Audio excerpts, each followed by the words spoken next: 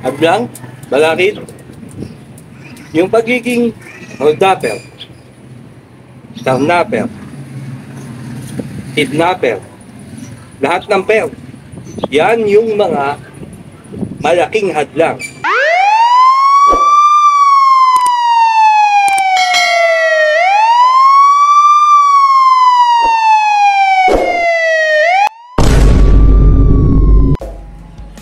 Wow! Basya, basya, basya. Yun no? Saan punta galing?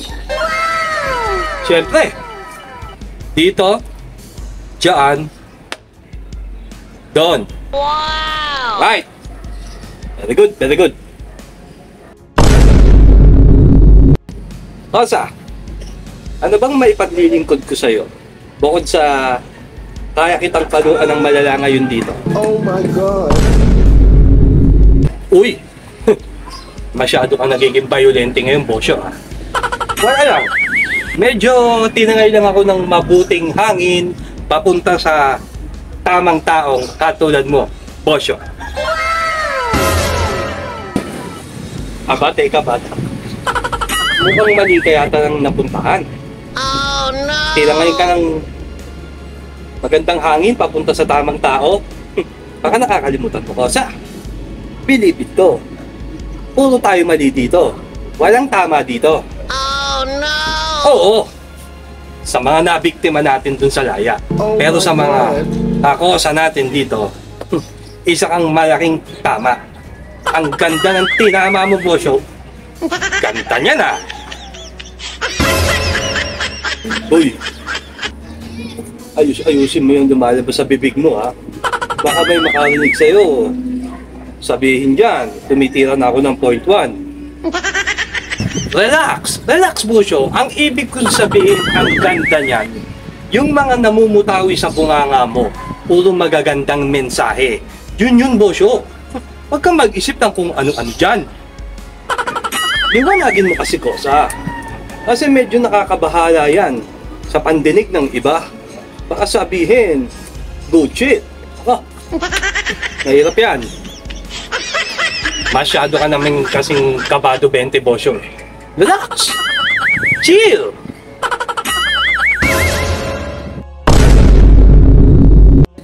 O sige, Kosa. Ano ba talaga pakay mo sa akin? Oh no! Total, tapos na naman yung mga toka natin dito, Bosyo. Wow! Ari mo na sanang makipagkwentuhan sa'yo. May mga katanungan lamang ako sa'yo, Bosyo. Oh my God! Bosyo, tanong lang. Hindi ka ba nanghihinayang sa mga araw at panahon na sinayang mo Oh no! dito sa Bilibid? Bakosa, mukhang nakakaramdam ka ng panghihinayang sa buhay mo, ha? Dinamay mo pa ako? Ako pa talaga ang napili mong pagtanungan. Sige na, Bosyo ko. Isang konsente lang. Gusto ko lang malaman yung panig mo. Yun na. Oh my God! Masyado kang mapilit, bata. O sige. Gusto mo, sabay tayo manghinayang. Oh no! Makinig ka. Yun. Ayos.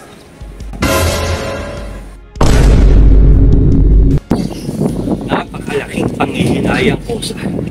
Oh no! Maraming nasayang na panahon, nasayang na pangarap.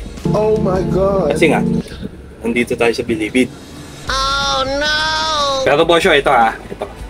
Kung may pagkakataon ka na palayain dito sa Bilibid, ano ang unang-una mong gagawin pagkalabas mo sa mga seldang malalamig na to? Wow! Pagkakataon? O sige, kwentuhan lang naman to eh. Una kong gagawin, rekta simbahan. Taimtim na magpapasalamat. At syempre, hihingi pa rin ng tawad. Tapos nun, rekta ako sa Jollibee. Jollibee? Talagang naipasok mo pa yung favorite Jollibee mo, Bosyo. Oo naman, bakit hindi? Eh, doon ako nagkikrave eh. Wow! Katulad ng mga bata tayo. Lagi natin sinasabi sa mga magulang natin, Jabi, kain tayo Johnny. At ganun lang din. Nakakabis din kumain ng Chicken Joy. Tsaka Jolly Spaghetti. Jollibee. Nababanggit ko pangalan mo, baka naman. Nako, Bosyo. Huwag ka muna umasa kay Jollibee. Hindi ka papansinin nun. Oh no! Hindi ka sikat. Okay lang. Ayos lang. Di huwag niyang pansinin. Hindi sikat eh. Pero pag sumikat ako, naka. Baka siya, hindi ko pansinin. Okay ba siya? Bukod doon sa una mong gagawin na pagsisimba at pagpunta kay Jollibee, ano pa ang mga susunod mong planong gawin pag binigyan ka ng pagkakataon lumaya? Oh my God. Seryoso, Rosa? Siguro, aayusin ko muna yung buhay ko. Babawi ako sa pamilya ko. Wow! Kung may pagkakataon pa, baka itinuloy ko yung naudlot kong pangarap. Di pa naman uli ang lahat eh, di ba? Dahil bawat isa naman sa atin may pagkakataon pa. Wala sa edad yan. Hanggat may buhay, may pag-asa. Pwede mo bang makamtan yung pinapangarap mo? Kaya naman, susubukan ko ulit na makamit yung pangarap ko, yung naudlot kong pangarap. Galing Bosyo ah. Talagang di mo sinusukuan yung mga pangarap mo. Pero ang malaking katanungan dyan, Bosyo, bakit nung panahong nandun ka sa laya, ay hindi mo pinursige yung mga pinapangarap mo na sinasabi sa akin ngayon dito? Simple lang. Naunahan ng katangahan eh. Oh Naunahan ng kapusukan. Oh my God. Dumepende kasi ako sa easy money. Ayun, nasarapan. Pinagpatuloy. Ngayon, ang ending, ito. Bakote, oblo, bilibid. Maaari ko bang malaman, Bosyo, kung ano-ano ba yung mga balakid o hadlang Oh sa my mga God. pinapangarap at hindi mo nagawa nung panahon sa laya ka? Oh no! Hadlang? Balakid? Yung pagiging holdapper, Oh no! karnapper, kidnapper, lahat ng per. Yan yung mga malaking hadlang kung bakit naudlot yung pinapangarap ko o kung bakit binaliwala ko na lang yung pangarap. Kasi nga, easy money dyan, madaling pera. Kaya kinalimutan ko muna yung pangarap. Oh my God. Naka, ang sakit naman pala sa mga kasuhan mo, Bosyo. Grabe! Grabe talaga. Ha? Reklusyong perpetua ang inatol sa akin ng tao. Habang buhay ko sa. Habang buhay. Habang buhay? Sakit niyan, Bosyo. Oh my God. Oo, sa.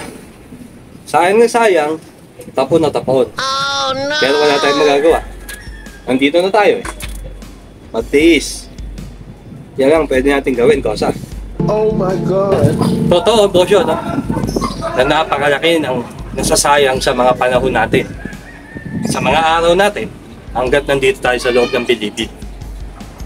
Malaking panghihinayang na lang talagang mararamdaman natin araw-araw dito, Bosyo. Ay, Oh my God. pero, huwag kang mawala ng pag-asa, Bosyo. May awa ang Diyos. Malay mo, dinggin niya ang lahat ng pinapanalangin mo sa Kanya. Oo naman, siyempre naman, Kosa. Alam ko rin naman na lahat ng dasal ko ay naririnig niya. Tanggap ko rin na kung hindi man ngayon didinggin yung mga dasal ko, siguro may tamang panahon o sa ibang panahon makasakali pagbigyan niya ulit ako. Wow! Pero, Bosyo, tuluyan na bang nawasak talaga ang lahat ng pangarap mo? Oh no! Kasi wala pang katiyakan kung makakalabas ka pa ng bilibid. Sa ngayon, suntok sa buwan pa yun. Oh my God. Isa sa pinapangarap mo yun. Pero sabi mo kung mabibigyan tayo ng pagkakataon na makalaya, baka dun sa pagkakataon na yon, magawa ko ulit yung mga naudlot kong pangarap. Yan, ganyan. Think positive lang, Bosyo. Yan ang pwede nating gawin ngayon.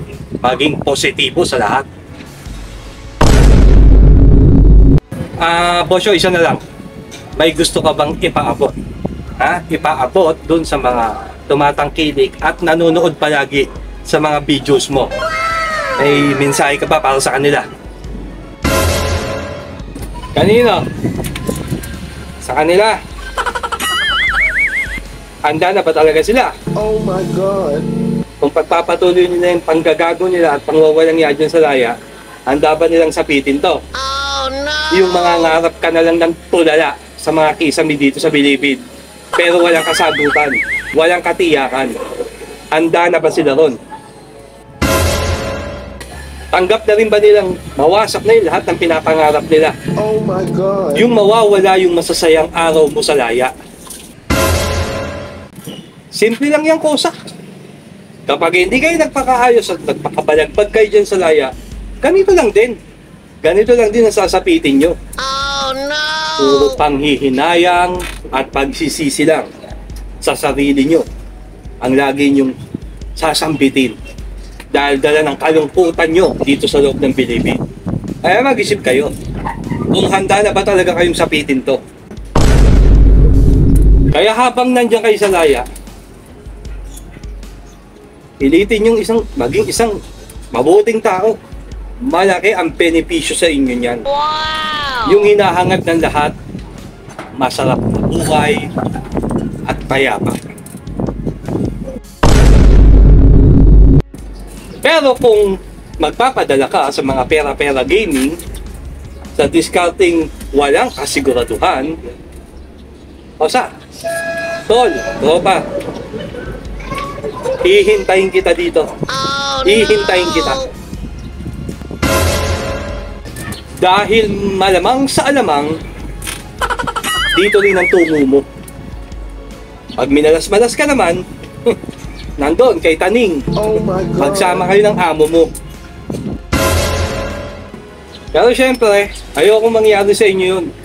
O mangyari sa inyo ang magiging buhay nyo sa loob ng Bilibid. Kaya nga nandito si Bosyo. Nagpapahatid sa inyo ng mga mensahe kung ano ang dapat at hindi dapat nyo gawin para hindi nyo sapitin ang buhay Bilibid. Sobrang napakahirap sa loob ng Bilibid. Sobrang napakalungkot sa loob ng Bilibid. Oh no! Yan ba yung gusto nyo mangyari sa buhay nyo? Siyempre hindi, di ba? Gusto nyo matiwasay at maayos na pumumuhay. Kaya makinig kayo mga kosa, mga tropa, mga tol. Para sa inyo tong mga mensaheng to. Sana mapansin o sana maunawaan nyo ang mga binibigkas ng bunganga ko. Para sa inyo to. Para hindi kayo mapahamak.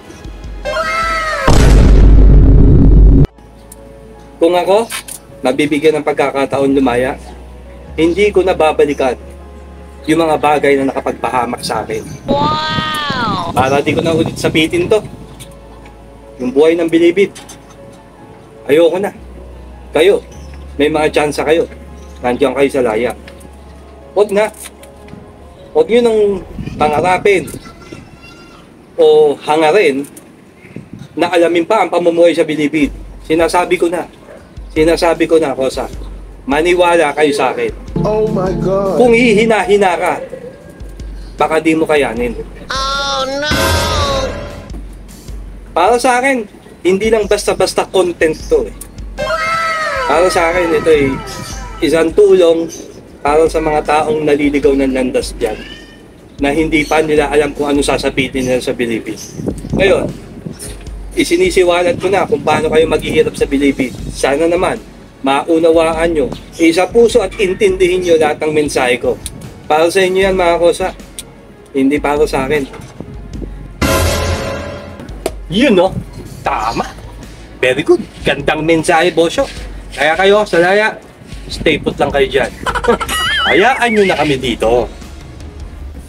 Magpakatino at magpakabait na lang kayo dyan. Kesa mahuli pa ang lahat. Oh no! Kung kaya, Paulit-ulit kong sinasabi sa inyo na kung sakaling magkikita tayo, ang gusto ko sa Laya, wag sa Bilibid. Kaya naman sa lahat ng naniniwala at sumusuporta kay Bosyo, pagpalain po kayo nawa ng pong may kapal. Peace out!